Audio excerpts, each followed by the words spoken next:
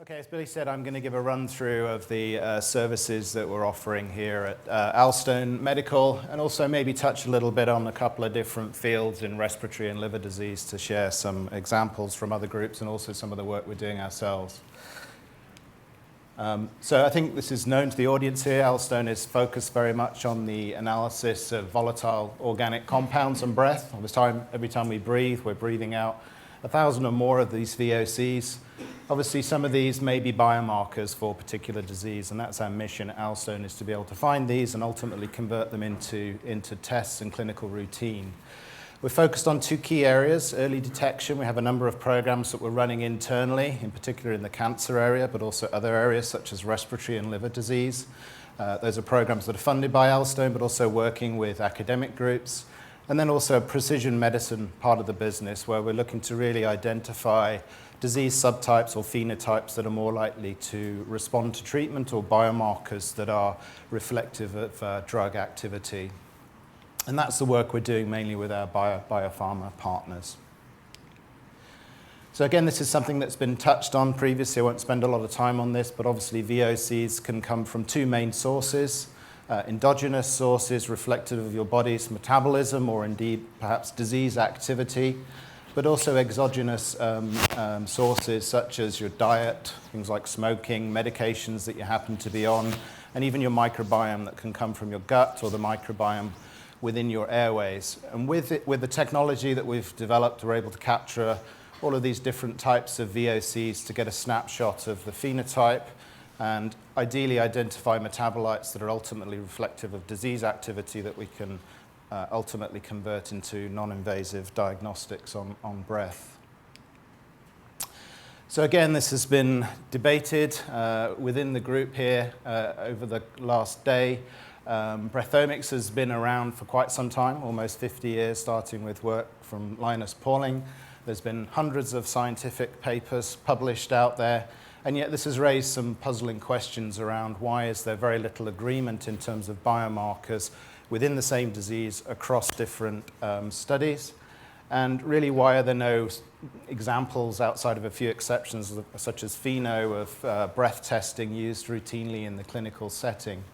So there's been some historical challenges. I think one of the key points has really been a lack of maturity in the breath sampling hardware, and also the vast variety of hardware that's being used out there in the field. So it's kind of no wonder that there's been little correlation across these studies for that reason alone. And secondly, I think the design of the studies as well. There's a lot of smaller pilot studies, but very little in the way of large, well-controlled, blinded validation studies. And I think without these two components, really, it's difficult to have confidence in the VOC biomarkers that we're identifying and ultimately want to validate. So to address the hardware piece, Alstone obviously has invested a lot in the receiver breath collector. You can see it as an example here in the room. If you want to get your hands on this, basically an individual will breathe into this mask for a period up to 10 minutes. Within this device, you've got inbuilt CO2 and pressure sensors which learn the breathing profile of the individual and then actuate pumps to collect a specific breath fraction, which is why we call it breath biopsy. The VOCs from the breath will then be drawn down onto the sorbent tubes with the pumps. And those sorbent tubes can then be uncoupled from the device and shipped to ambient temperature, our labs in Cambridge, where we can do the downstream VOC analysis. So it's really designed for high patient safety and comfort. It allows for a reproducible collection, pre-concentration, and stabilization of the VOCs on the sorbent tubes prior to analysis. It's CE marked, and we have it in use over 100 clinics around the world currently. So in addition to the receiver breath collector, there's also other components that make up what we call the collection station. So there's the Casper clean air supply. The reason we've designed this clean air supply is to allow you to move this collection station into different lab environments without having the problem of background issues of variability in VOCs in the ambient air. So the Casper clean air supply scrubs the background VOCs and provides a clean air supply into the receiver device so the individual's breathing a clean air supply effectively. There's also the Breath Biopsy Collect software, which allows you to control and power that receiver device and collect the samples in a reproducible fashion. In addition to that, we provide the breath biopsy kits. So for each sample that's collected, we'll provide a mask that has been conditioned, free of background VOCs largely, as well as the breath biopsy cartridge, which are the sorbent tubes. And so for each sample that's collected, we provide one of these kits and a regular supply back and forth to the clinical site. Within the software itself, we have an ability to collect various patient data, such as what was the last meal, the last drink, the timing around that, when they last brushed their teeth, etc. All of this metadata can be collected, and we can look at this as part of confounding variables within a clinical study. It forms part of an electronic CRF record for each individual. Also within the software, we have the ability to collect specific breath fractions. So we have the flexibility to collect upper airway or lower alveolar air, depending on the type of disease we're looking at. So you could probably rationalize for something like asthma, which is largely an upper airway disease, there may be some benefit to collecting the breath from the upper airway. Where something like liver disease, where you're trying to collect VOCs that are perfusing from the blood, there may be a rationale to collect more lower airway. So we're doing the types of studies to look at these different fractions at the moment, but just to mention that the software has the flexibility to indeed do that. One other point about the way we're sampling, we're typically sampling over a 10-minute period to collect a certain volume of blood. It takes about a minute for your blood to circulate around the body. So if we're collecting sample over a 10-minute period, obviously that allows us to collect a rather large headspace of blood, so the VOCs that are perfusing from the blood into the airways. What that means is that we're allowed to really penetrate down into the lower abundance levels of VOCs in parts per billion, even parts per trillion in some cases, through this repeated longer collection process. Once the breath has been collected, the sorbent tubes are sent to our labs in Cambridge, where we do the thermal desorption GCMS analysis. And as Kaylee presented yesterday, we've just implemented the Orbitrap instrument. That's going to become commercially available towards the first half of next year. We're really excited about this as a new way of doing very accurate identification and quantification of VOCs that are being liberated from these sorbent tubes. One key point around the reason we use GCMS is it really allows us to identify the constituent VOC biomarkers and start linking them to the biology, which is something you obviously can't do in an easy way with sensor or indirect types of technologies. It also is a highly sensitive instrument that allows us, again, to get down to the requisite sensitivity that we need to do this type of research. In addition to all the hardware, software, etc., we also provide support around running clinical trials. So we have guidance in terms of how best to design a study to make sure it's suitably powered to address the clinical question. We have a team of clinical trial coordinators that are responsible for training the site nurse on how to collect the breath in the right way. We have scheduled maintenance, online support, and shipping the kits back and forth and handling all the logisticals around a multi-site trial. And then we have a specialist data science team that really work on the statistical analysis plan and then the downstream statistical analysis and reporting and interpretation, which includes the linking those VOCs to the biology and starting to understand what this data actually means. So the whole process basically starts with the installation of the collection station, the regular supply back and forth of the kits, and then the transport of the data cartridges back to the labs at Alstone. As I said, those cartridges can be shipped just at ambient temperature, no need for dry ice, etc. Once that arrives at our facility, we do the GCMS analysis and then the statistics and the reporting out and interpretation of the data. This is another short video of the lab. Anybody's welcome to come visit us and look at the lab in person, but this is just to give you a feel for what we're doing. So this is the Breath Biopsy Lab here in Cambridge, north of the city. And these are the actual samples being received in the lab. They're all barcoded, so we scan the barcode to allow tracking of the sample from end to end within this process. Individual sorbent tubes are being released from the cartridge, and we're adding brass end caps which just secure the VOCs within the cartridge and up until the point we want to analyze the samples. And these are tightened manually with this device here.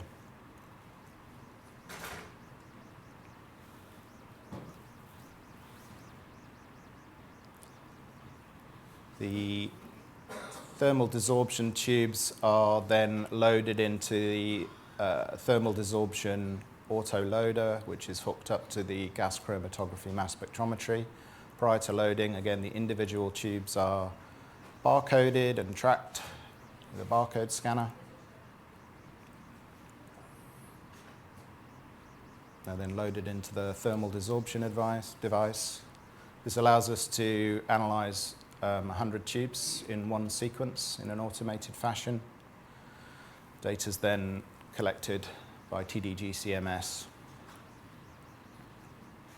So this is just an example spectra where we can zoom in on the individual peaks and quantify based on the peak area, as well as identify the peaks by matching against a library of standards. And this whole process has been greatly improved through the implementation of high-resolution mass spec on the Orbitrap as well. This data will then be exported to a table where we'll do statistical analysis and interpretation. This is just showing the actual reconditioning of the tubes themselves in a TC20 reconditioner unit. And that then allows us to basically recycle the tubes and have them cleaned up, ready to ship out with the paperwork for the next customer. So in addition to the global, as I say, global non-targeted analysis, obviously once you've identified promising biomarkers, or you can hypothesize biomarkers from the literature or pathway analysis that we're doing internally, we can then start building up targeted panels which are fully quantitative. That can also take advantage of the exogenous VOC, VOC probe strategy that was mentioned yesterday by Isabel and a couple of other people. We've actually published a really nice paper on the VOC probe strategy. I'll talk about it a bit more briefly here. In terms of targeted analysis, I think what's really exciting about this new Orbitrap method is it's going to allow us to deploy a hybrid method, if you like, which allows us to do non-targeted or hypothesis-free discovery type of analysis with relative quantitation, as well as have a targeted panel with absolute quantitation within the same method. So we can have a list of 30, 40 biomarkers where we've got absolute quanton, where perhaps we've got some biological rationale behind it, in addition to opening up the aperture and still having the benefit of doing unbiased discovery as well. And through that, we can then report out both of those types of data to start addressing different disease areas. So I'm very excited about these new developments around the Orbitrap. In terms of the VOC probe strategy, which is, again, a form of targeted analysis, as discussed yesterday, we can give an VOC probe, which is really a probe of enzyme or organ function. So we need to have a hypothesis about which enzymes are going to be metabolizing these VOC probes. Obviously, they need to be volatile on breath, and we can measure both the probe and the products as a consequence of giving an individual one of these probes, either in a liquid or pill form. Advantages here is it's completely non-invasive. We can administer a cocktail of probes, so we can probe different types of enzyme activity within different organs potentially. No regulatory approval, and these probes also tend to be relatively low cost and obviously safe to administer. So an exciting new approach where we're doing a lot of work at the moment to identify different pathways where these things could be applied. And Isabel yesterday showed some very interesting data around limonene and the metabolism of those terpenes through CYP enzymes. In addition, sort of looking forward more into the future, Alstone has a lot of experience working with field asymmetric ion mobility spectroscopy. I think this could be an exciting technology once we've identified and fully validated those biomarkers as a potential to having more of a point of care or near patient testing platform because it has a very small footprint and is well suited for that type of analysis. So I think in terms of the future, once we have biomarkers validated, this could potentially be a path forward for this type of point of care testing. In terms of the areas where we're working as a business, both in terms of internal work and work we're doing with partners, it really spans cardiovascular, metabolic disease, inflammatory disease, including airway diseases, infectious cancer, and then more recently we've had a real focus on liver disease as well. And so we're working with companies such as AstraZeneca and GSK on asthma and COPD. We're just about to launch a large trial with J&J in PAH, and we have a number of trials that have been running in the cancer area with NHS and Cancer Research UK. So I just want to spend a few minutes before I finish talking about some specific disease areas, talking about some of the exciting data that's coming from the literature, but also from our own work. We obviously have a clear focus on respiratory diseases for obvious reasons. There's been a number of studies published across a wide range of different respiratory diseases, from infection through to asthma, COPD, IPF, ILD. A lot of those papers you can find out on our website. In asthma, there's a particular need to find new stratifying diagnostics that allow you to identify certain endotypes that are more likely to, disease endotypes that are more likely to respond to treatment. Within the current paradigm, it's largely a trial and error approach, so there's a high unmet need for better non-invasive tools for precision medicine in these areas. There are a number of existing markers that are used as diagnostic tests today. They've all got limitations in terms of clinical performance or being too invasive, time-consuming, not scalable, such as counting eosinophils in sputum, for example. So there's a real need for better diagnostics in this area as a whole. There was a paper published, a review paper back in 2017, where VOCs were highlighted as one of the more promising biomarkers in terms of asthma diagnosis and monitoring. So we've been putting a lot of focus within our business in this area. One of the paradigms that's particularly important is being able to discriminate individuals that are predominantly eosinophilic from neutrophilic forms of the disease, so predominantly Th2 or non-Th2. The predominantly eosinophilic forms of the disease are more likely to respond to inhaled corticosteroids. So it's really important to be able to subtype these different phenotypes within this disease to identify patients that are more likely to respond to treatment. And this is one paper that was published this year by a group in Liège. I won't spend too much time on this because I think this is going to be covered by the Liège group within this session, but we're just really excited by this data because it's a very large study, 500 patients with both a discovery and a validation cohort, where they showed pretty good performance in terms of discriminating eosinophilic from neutrophilic forms of asthma with a set of identified VOCs, both as on their own, but also in combination with existing measures such as blood EOs and pheno measurements. And interestingly, we're also able to identify a set of markers that seem to have promise in neutrophilic asthma, where there's not a solution today from a biomarker perspective.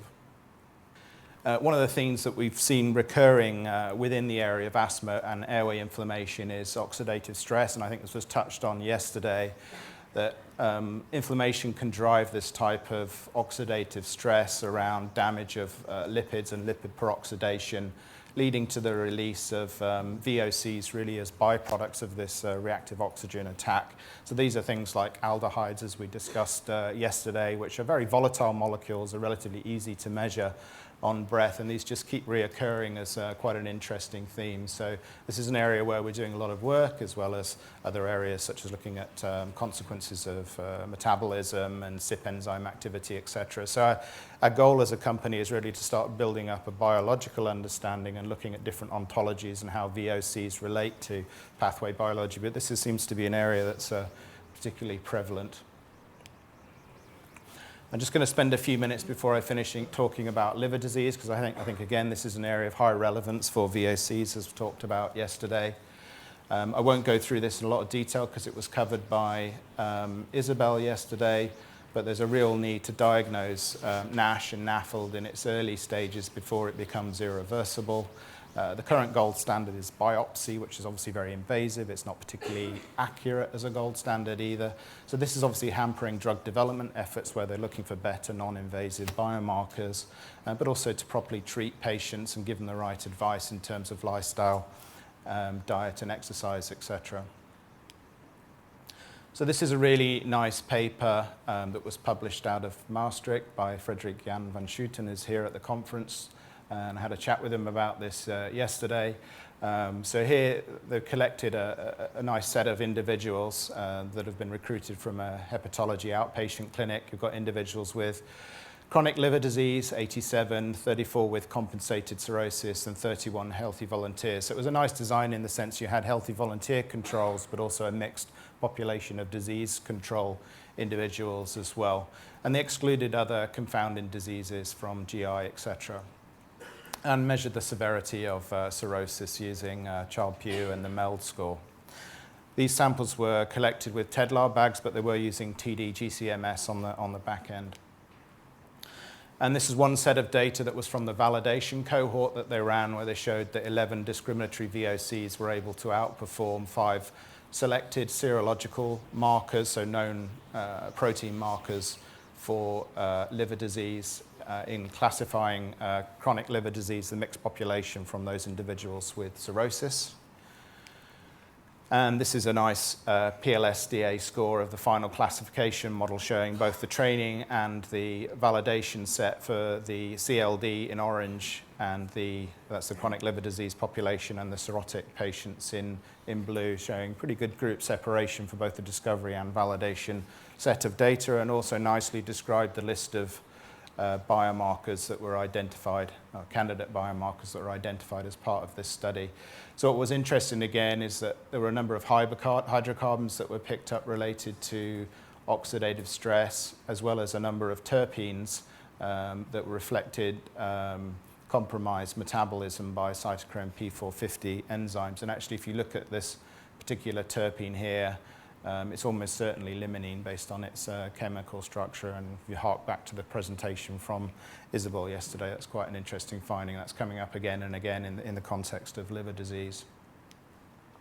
And then just to expand on that limonene concept again, Chris Mayhew presented this data yesterday showing how limonene is elevated in individuals with cirrhotic disease. And then after transplant, you see the normalization of limonene levels post-treatment. So limonene could be potentially a marker not only of disease, but also for monitoring therapy ultimately. And it's really around its metabolism by these CYP enzymes in the liver that are compromised in a liver disease patient. And as Isabel presented yesterday, we've also been following this marker. We've developed a very nice, well-performing targeted assay to limonene on the Orbitrap instrument. And our preliminary data in a relatively small group of individuals really concurs with what's been described out there in the literature in terms of elevation of limonene in cirrhotic patients versus those individuals that are control or healthy where the levels are very low. And what was very interesting in terms of what Isabel presented yesterday, it's the first time I've seen that data, is the correlation with bilirubin, which is a known marker of liver function. So it suggests that this limonene marker is more reflective of liver function than liver damage, which is addressing a real unmet need, I think, within this field at the moment. So final slide before I finish, just to sort of talk about the general philosophy here, is that we're combining really unbiased, non-targeted, I should say, global analysis to identify new biomarkers, so opening up the aperture wide, in addition to more targeted work that's more hypothesis-driven. I think we're starting to get some good hints from the literature and their own work looking at pathway analysis where we can start building these panels in different disease areas. And so our offering going forward into next year will be a combination of targeted and untargeted work, and I think we have the opportunity to do both potentially on the same platform, even within the same sample, with the Orbitrap method, looking at large numbers of markers within a targeted panel. So we're very open to collaborations in particular disease areas like liver and respiratory disease, but also more broadly in other disease areas that are of interest to our partner, offering these panels and our standard platform for research use only, with the ultimate goal, obviously, of developing tests that can be rolled out in clinical routine over time. So that's it. Thank you very much.